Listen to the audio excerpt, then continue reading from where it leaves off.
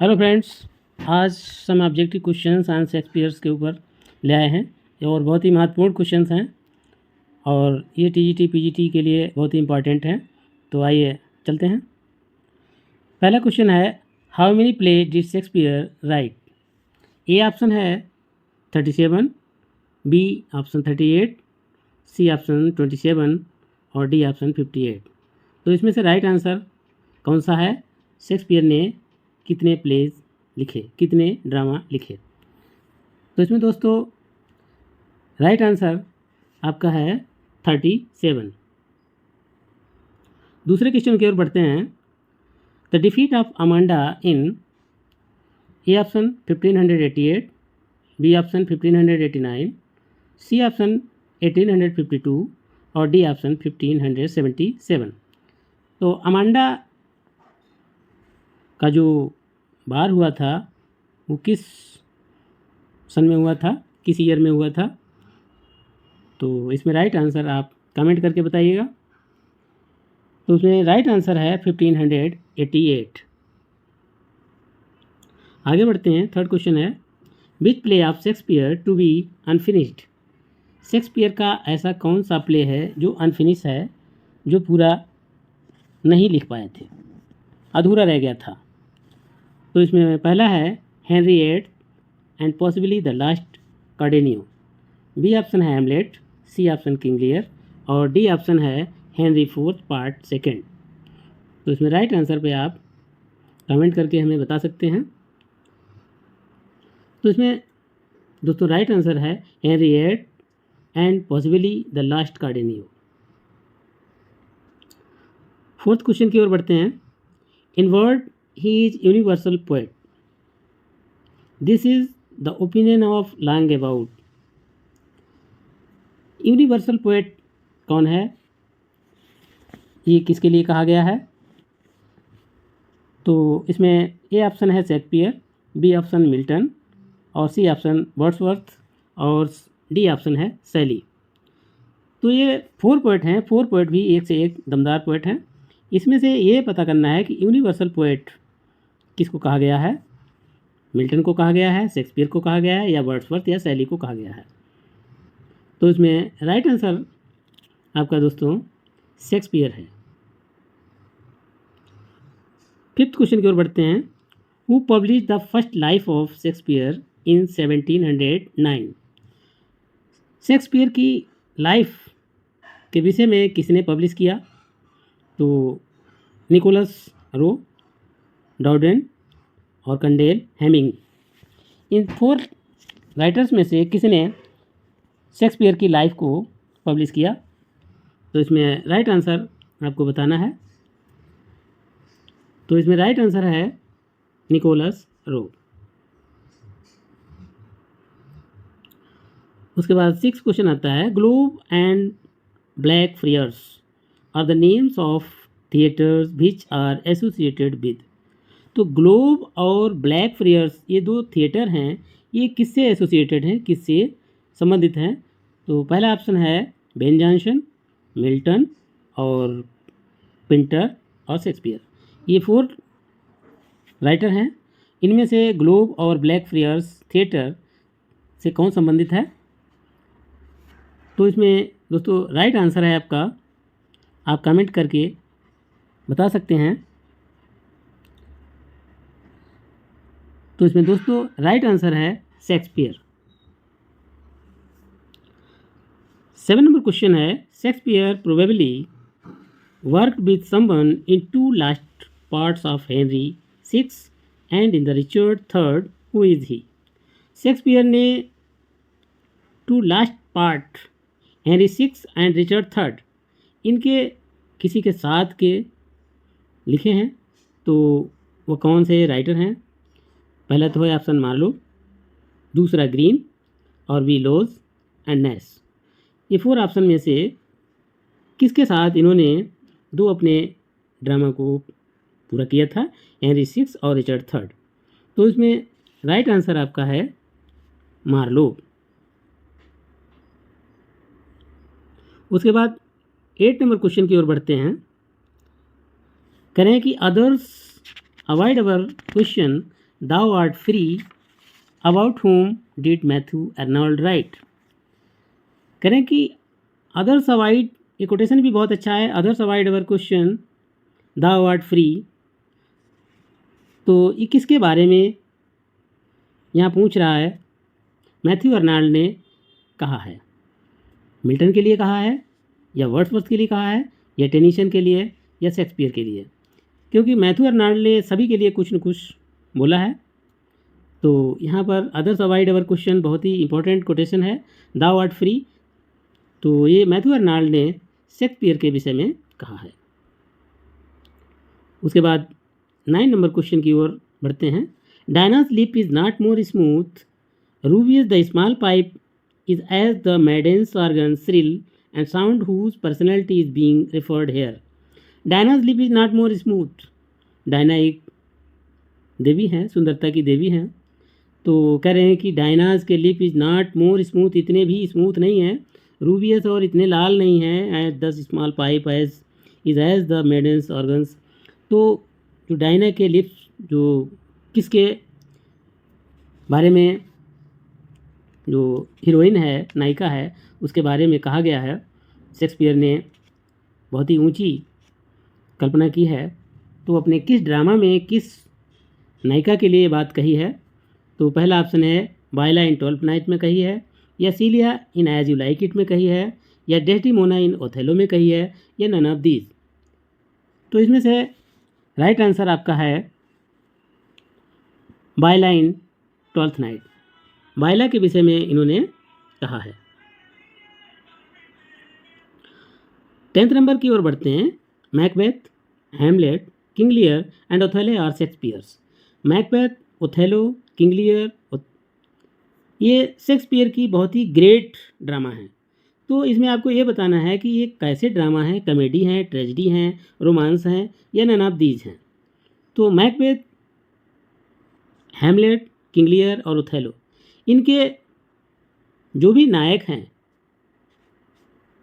उनके साथ क्या हुआ, अच्छा हुआ, बुरा हुआ? तो इसका राइट आंसर है ये ग्रेट ट्रेजेडी हैं। क्योंकि मैकबेथ और हैमलेट और किंग लियर, ओथेलो, ये सभी जो हैं किसी न किसी इनको परेशानी थी और इनके साथ कोई न कोई दुखद घटना घटित हुई, इसलिए बहुत ही फेमस इनकी ट्रेजेडी हैं, बहुत ग्रेट ट्रेजेडी हैं। तो इसलिए ऑप्शन आपका आता है बी। 11 नंबर क्वेश्चन है which is the swan song of Shakespeare. Swan song एक है, तो इनके कौन से ड्रामा में ये स्वान सॉन्ग आता है? तो पहला है A Love's Labour's Lost, Measure for Measure और Two Gentleman of Verona the Tempest. तो स्वान सॉन्ग के विषय में कहा जाता है, तो कौन से ड्रामा में स्वान सॉन्ग आता है? तो इसमें आपका आता है ऑप्शन डी, द टेम्पेस्ट में स्वान सॉन्ग के विषय में। उसके बाद 12 आता है a little water clears us all of the deeds, who says and to whom। A little water, ये कोटेशन है, a little water clears us all of the deeds. सारी जो है, जब पानी कम होता है तो आर पार दिखाई देता है, गहरा पानी हो तो कम दिखाई देगा। तो वही यहाँ पर कई एक इसके तरीके से कहा गया है। तो लेडी मैकबेथ टू मैकबेथ से कहा है, मैकबेथ टू लेडी मैकबेथ से कहा है, क्लियोपैट्रा टू एंटोनी से कहा है, वायला टू ड्यूक ओर्सिनो से कहा है। तो इसमें सही ऑप्शन आपका है लेडी मैकबेथ टू मैकबेथ से ये बात कही है। उसके बाद 13 नंबर क्वेश्चन आता है good wombs have borne bad son. ये भी कोटेशन है, बहुत अच्छा कोटेशन है कि good wombs have borne bad son. Who says this, ये किसने कहा है? पहला ऑप्शन है वायला इन 12th नाइट, दूसरा ऑप्शन है Rosalind in As You Like It, Miranda in the Tempest, none of the, इसमें कोई नहीं है। तो ये good wombs have borne bad son, who says this, तो ये जो है बात कही गई है, मिरांडा ने टेम्पेस्ट में कही है कि good wombs have borne bad son. तो ऑप्शन सी सही है। उसके बाद 14 क्वेश्चन की ओर बढ़ते हैं। 14 क्वेश्चन है, who is Sycorax in the Tempest. Tempest में साइकोरेक्स कौन है? पहला ऑप्शन है father of Caliban, goddess of Caliban, mother of Caliban, sister of Caliban. तो कैलिवन एक मोनेस्टर है और यहाँ पर साइकोरेक्स कौन है उसके बारे में पूछा गया है। तो इसमें सही ऑप्शन आपका आता है, ये साइकोरेक्स जो है मदर ऑफ कैलिवन है। उसके बाद 15 नंबर क्वेश्चन की ओर बढ़ते हैं। 15 क्वेश्चन है, frailty Dai name is women who says. Frailty Dai name is women who says, ये किसने कहा और किससे कहा, ये बात आपको बतानी है। तो पहला ऑप्शन है बायला टू हरसेल्फ, बायला टू ओलिविया, हैमलेट टू हेमसेल्फ और हैमलेट टू क्वीन जर्ट्रूड। तो इसमें frailty Dai name is women who says, ये किसने बात कही है? तो ये बात जो है हैमलेट ने स्वयं से कही है, क्योंकि हैमलेट को अपने से बात करना पूरे ड्रामे में यही दिखाया गया है कि वो ज़्यादातर अपने से ही बात करता है। उसके बाद 16 नंबर क्वेश्चन आता है कि something is रॉटन in the state of Denmark who says. Something is रॉटन in the state of Denmark who says, ये बात किसने कही है कि कुछ तो गड़बड़ है डेनमार्क स्टेट में, ये बात किसने कही है? तो पहला ऑप्शन है मार्सिलस इन हैमलेट, हैमलेट इन हैमलेट, होरेशियो इन हैमलेट और पोलोनियस इन हैमलेट। ये बात किसने कही है? मार्सिलस ने कही है, हैमलेट ने कही है, होरेशियो ने कही है, पोलोनियस ने कही है। इनमें से ये बात किसने कही? Something is रॉटन in the state of Denmark. तो इसमें आपका राइट आंसर आता है मार्सिलस इन हैमलेट। मार्सिलस ने ये बात हैमलेट में कही है। उसके बाद 17 क्वेश्चन की ओर बढ़ते हैं। 17 क्वेश्चन है आपका, Baptista is the wife of. Baptista किसकी वाइफ है? पहला ऑप्शन है गुंजैलो, दूसरा ओथेलो और तीसरा हैमलेट और चौथा है गुंजैगो। तो बैप्टिस्टा किसकी वाइफ है ये आपको बताना है। तो इसमें राइट आंसर है गुंजैगो। उसके बाद 18 नंबर क्वेश्चन की ओर बढ़ते हैं। व्हेन सारोज कम, जब परेशानी आती है, they come not single spies but in battalion. कहते हैं, कहावत एक है कि जब दुख आते हैं, परेशानी आती है तो एक करके नहीं आते हैं, सैकड़ों की तादाद में आ जाते हैं। तो स्पाइस इन बटालियन, बटालियन की पूरी फौज आ जाती है।